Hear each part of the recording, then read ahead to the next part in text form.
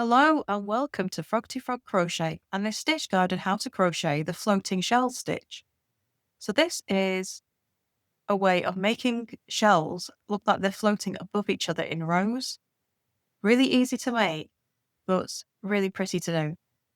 So to start this stitch, you're going to need a foundation chain in multiples of 5, plus 4, plus 2 for your turning chain. Okay, so before I start our floating shell stitch, I've marked the first chain for my hook because that's going to count as my first stitch of the row.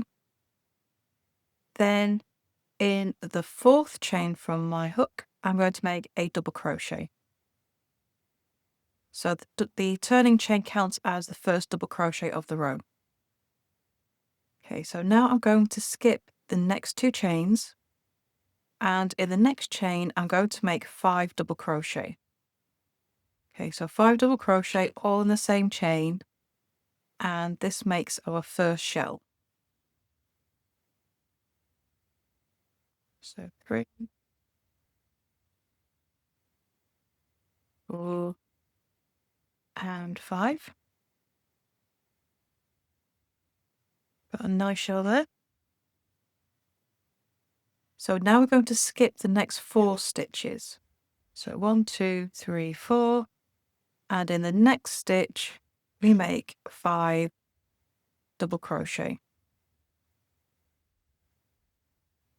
So after we've made the first shell, repeat for this row is skip 4, and then in the next chain make 5 double crochet. So skip 4 chains, and in the next chain make 5 double crochet, and you repeat that all the way across your row until you have 4 stitches left. So there's my 5 double crochet shell, skip the next 4, oops, and then in the next chain you make 5 double crochet. So there's no stitches between each of your shells, you're just making one shell after the other. So 1, 2, 3, 4, 5. So after your last shell of the row, you should have 4 chains left. So to finish the row, to that last shell, you skip 2 chains, and then you're going to make a double crochet in each of the last 2 chains. And that is row 1 of the floating shells. Okay, so row 2. We're going to turn, chain 1. We're going to make a single crochet in the first stitch of the row. So in this row, we're going to set up the row we need to make our shells float. So we're going to be making chains and single crochet. Okay, so single crochet in the first stitch, and then we're going to make a single crochet in the next stitch as well. Then we're going to make a single crochet between the shell and the double crochet. So you're going to be working between the stitches, not into them. So go between that shell and the double crochet, and make a single crochet between the stitches. Now I'm going to chain 5.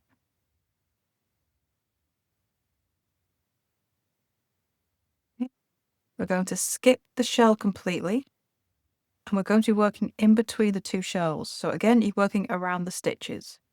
So go underneath the stitches of the 2 shells and make a single crochet. That's going to pinch your shells in there, and that chain will float entirely above that shell. So we'll work into this later, and that will create our floating effect. After the single crochet, chain 5. Skip the shell, and in between the next 2, make a single crochet. So your repeat for row 2 is single crochet between the shells, chain 5, skip to the next 2 shells and make a single crochet. And you're going to repeat that all the way across the row. So when you get to the last shell, make a single crochet between that last shell and the double crochet, and then you're going to make a single crochet in each of the last 2 stitches.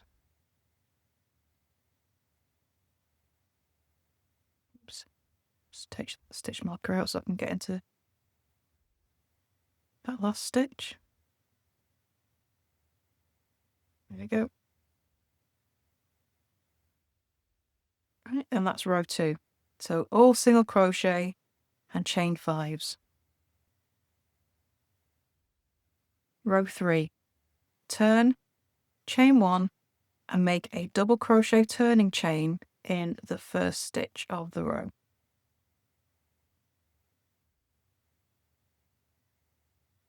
And mark that with a stitch because that counts as the first stitch of the row, and then make a double crochet in the next stitch as well. Okay, so time for our floating shells. In the third chain of the chain 5, you're going to make 5 double crochet. Now the reason that we're working into the chain, actually into the loops of the chain rather than around the chain, is because if we work around the chain, our stitches are going to spread out. They're not going to be nice and shell-like, they're going to look like a block. So you do need to work into the chain, and we're working into the third chain. So I'm going to work into 2 of the loops, so leave 1 loop on the bottom, 2 loops on the top, and that just gives it a more solid base to the shell. 2, 3, 4, and 5. Okay, and there's our shell. And how that pulls up, it looks like the shell is floating. So now we skip straight to the next chain, and again we go into that third chain of the 5 in the middle and make another shell. So 5 double crochet, all in that third chain of the chain 5. 3, 4, 5. So just like row 1, there's no stitches between our shells. We're just making shell after shell, each into the chains. So skip to the next chain 5, and in the third chain, again, I'm going to have 1 loop on the bottom. So your chains are made up of 3 different loops. I've got 2 loops on top, 1 loop on the bottom, it stops the chains from opening up too much and just makes a more solid base for the shell. So 5 double crochet into that chain. 2, 3, 4, and 5. So you continue that all the way to the end of your row. And then when you get to the end of the row, you're going to skip the next single crochet and make a double crochet in each of the last 2 stitches.